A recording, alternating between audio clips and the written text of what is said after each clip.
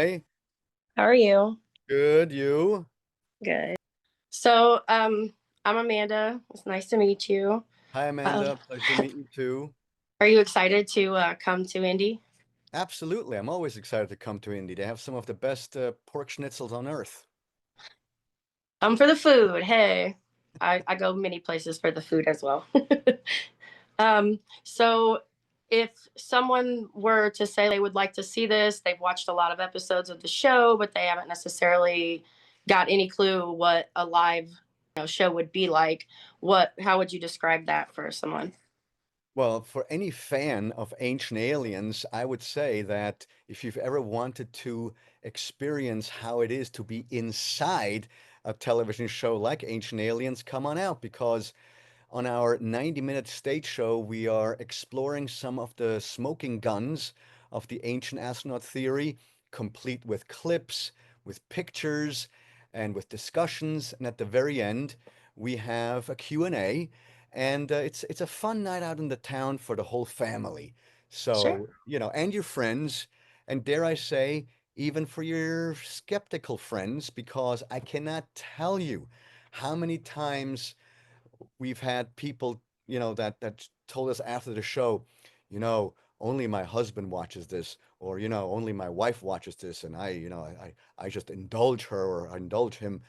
But after the show, they come and say, you know, I've now seen you talk in full sentences and not just in snippets, and a lot of the stuff that you guys talk about makes sense. So I'm going to start watching the show now with new eyes. So come on Yeah, sure. and check it out. Well, I won't lie. I have seen the show, but not enough to feel like I had come from this really good place of all these juicy questions. But I have a lot of close friends and relatives that have. So I reached out and got three really good questions from a couple fans of yours.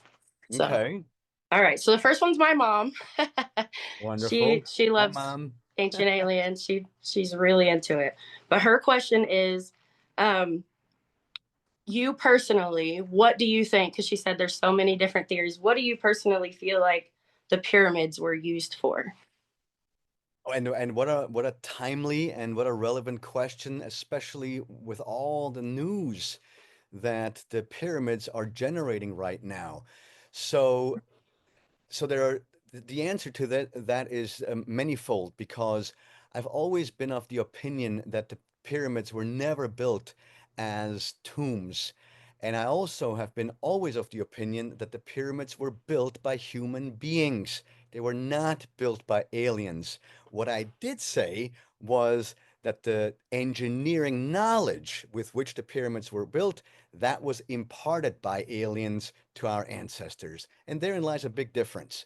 And so now, what were the pyramids? According to the idea that I propose, they may have been safe deposit boxes, gigantic repositories of knowledge that were built in before the Great Flood in order to preserve the knowledge of mankind. And so, and this is what one of some of the oldest Egyptian texts are in fact saying that this was built in order to contain documents.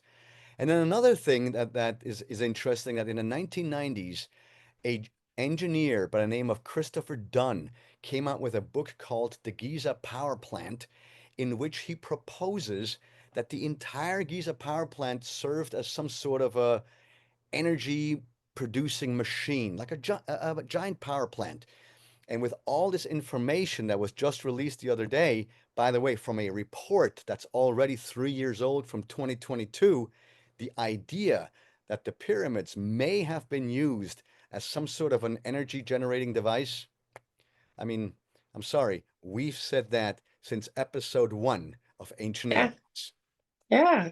And you guys actually started out as like a documentary that was like 2 hours long, right? And then it morphed into a TV show. Yes, yes. Ancient Aliens was never a series. It was a one-off 2-hour special, and all the participants in there, including myself, we all thought, this was the highlight of our career. It can't get any better than this. And, a few months after it aired, Kevin Burns, the owner of Prometheus, calls up and he says, "Man, this never happens. You've just been picked up for season one, and you better promise me that you've got more pyramids to talk about." And we That's said, "Of course awesome. we do. Of course we do." And other That's mysteries. that's really actually really cool. See, I think it's kind of funny how, sometimes just like cuz you went to school for communications, right? Yes.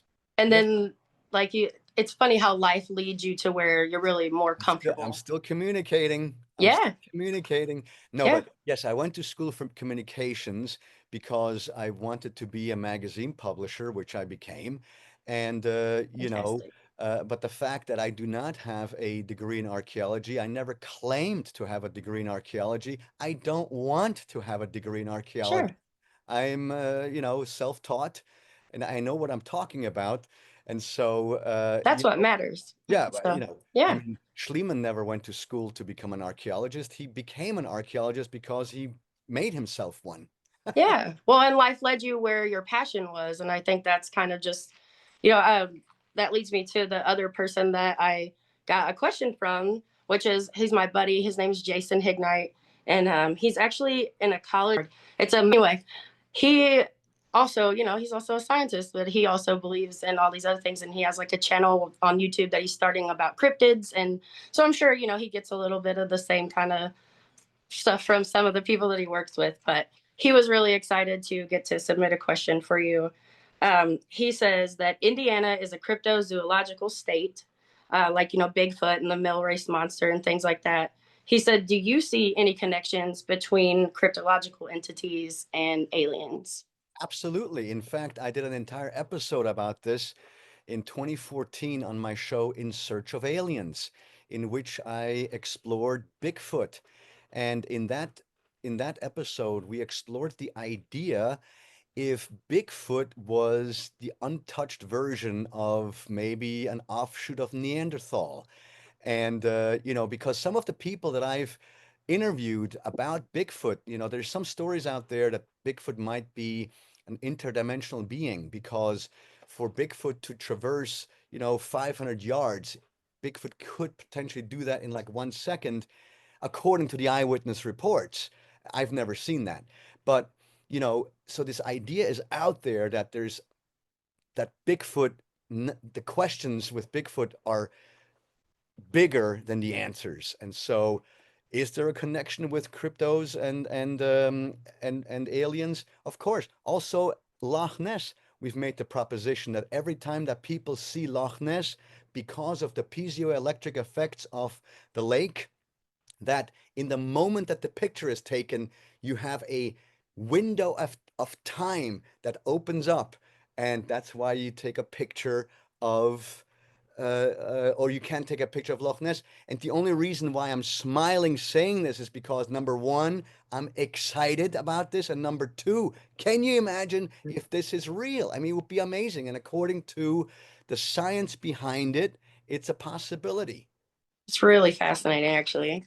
You figured it out on your own and kind of put those things together, just having the resources or like the people that, you could look to ask these different questions. And I think what your show does for the average person is to kind of give them those resources to think and to open their mind and kind of ask those questions too. Do you feel pride in that you've been able to kind of influence people to think differently about these things? Oh, absolutely. And if our show or if Ancient Aliens inspires anyone to go and, open up a book, remember, when we had books with pages and stuff like that, then Love that. I've been vindicated because, a lot of people don't realize that not everything has been digitized yet. There's still a lot of information on paper only. And so if my stuff Sure. gets people inspired to go out and read more and do research, and also what's also awesome is with Ancient Aliens, it's turned out that a lot of families tell me that Ancient Aliens Friday nights has become family time for where an entire family would not see each other or sit together, but for Ancient Aliens, they would come together, like what some people do for Jeopardy and Wheel of Fortune, Yeah. right? They come together as a family. People now come together as a family for Ancient Aliens. Now, had you told me this 15 years ago, I would have been like, yeah, that would be nice, but whatever. And it's happening. So I mean, it warms my heart, and I cannot encapsulate that feeling into words. It's awesome that you give people an opportunity to basically you've created a place where people can come together and talk about conflicting ideas in a positive way, which we need more of that in the world anyway. And it's also, I mean, we've grown, we've created a community because, I can't tell you, and you remember this, before 2017, any of these interviews, whether friendly or foe, would have all begun with the X-Files music or the Twilight Zone theme, and, that's not really happening anymore. I No, miss it. No, I don't miss it. But um, I but mean I like the music, but yeah, yeah, that's exactly. But it's no longer, but you're no longer being ridiculed when you talk sure. about aliens. You no longer have to whisper, and that certainly has changed. And I think that the ancient aliens community has contributed to this paradigm shift. I mean, we are in disclosure. Disclosure is all around us. It's happening. Mhm. It is. The 5G world is crumbling. Hmm. But that's a whole story that will not fit in our 10 minutes. That's funny. Okay, well, let me ask Jason's other question for you. Yes. So, Jason, again, he's from Indiana, so he was a little more specific with his questions. He said, the last glacial event completely changed the landscape of North and Central Indiana. How much evidence of aliens do you think that we've lost to previous glacial events? His name is Jason. What a brilliant mind he has. Um, Yeah, he'll be at your show. a He's super, lot. super excited. A lot that has to do with it because I was just mentioning in a different interview earlier this morning that in Switzerland, one of the coldest, most snowy countries on Earth, with some of the highest mountains on Earth, the Alps, with a lot of snow. What if I told you that in Lucerne there exists a so-called glacier garden, and in that glacier garden they found fossils of palm trees, gigantic palm trees in Switzerland. So we now That's know crazy. yes, and we now know for a fact too that the Sahara Desert, today's Sahara Desert, one of the most inhospitable places on earth, used to be fertile. It was all green. So what happened? Well, what happened was a cataclysmic shift in our Earth, perhaps a shift of the poles or something cataclysmic that happened. And so it's absolutely possible that there is stuff underground that we have not yet discovered yet. But that is why it's so exciting that we have all this satellite technology access to right now, because for the first time, as far as we can remember, for the first time, we're able to look into the Earth's crust. And I mean, it's the most exciting thing of all time to be able to see what we were told you can't because you're blind. Well, the blind have gotten eyes to see as far as technology is concerned. Yeah. I mean, I'm sure over the time of your show, even it's kind of changed and evolved. And you've discovered probably things that almost changed the way you thought about older episodes. Oh, absolutely. And in fact, you just brought this up. This is why we often revisit topics that we've covered before. And, the critics are always, "Well, why would you revisit this? How you've done that before?" Well, because stuff changes, new insights can be gathered. And so, for example, one of the first episodes we did was on Puma Punku in the highlands of Bolivia in 2009, 2010, and then I did a special there in 2014. And so about 2 months ago, we did another Puma Punku episode.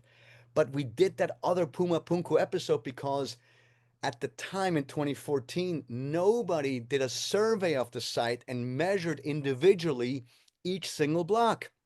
Well, since Sure. 2014, somebody did that. Dr. Alexei Vranich. So we went to Dr. Alexei and we asked, hey, would you like to be on the show? Would you like to introduce your findings to us? And he said yes. Now, it would be insane for us not to go back to Puma Punku, you know, An update. Yeah. Yeah, an update. They're updates. So, Yeah. you know, Sure. the I critic. would challenge the people that are, naysayers to you doing that to kind of maybe ask them, like, how many different things in history have been updated or changed that we thought about differently, that Constant. are proven that they can't argue, are not. Like, for instance, the Salem witch trials, they were finally able to, locate the exact location where the gallows were, which was not where they had them on the map. And so there, Right. there are things like that that they come around, and so you have to go back and say, hey, this is what it was. But yeah, so good for you for doing it. I think it's awesome. Well, thank you. It was really nice to meet you, and I appreciate you taking the time to talk to me. Very pleasant and wonderful, and I really appreciate all the questions. Thank you so much. Yeah, thank you. I hope you have a great day, and I look forward to seeing you at the show. Thanks so much. All right. Thanks. Take care. All right. Bye. Bye. Hey guys, it's Amanda. Just hopping on to let you know about this awesome event we have coming up on 420. Follow me to Sam's as Happy Hour presents a very adult Easter, an Alice in Wonderland themed adult Easter event. So we all have games, prizes, raffles, a free egg hunt, lots of good friends, some really cool local vendors, and of course some free treats. Killer Bacon is collabing with Sam's on a really cool pizza, and we have 2 burlesque performers at 8 p.m. So don't be late. We'll see you on 420 from 4 to 9 at Sam's Silver Circle at 1102 Fletcher Avenue. This will be sponsored by Cinema Scares Film Festival, Sex Hair Entertainment, and of course, Nouveau Indie. Thanks, guys. We'll see you there.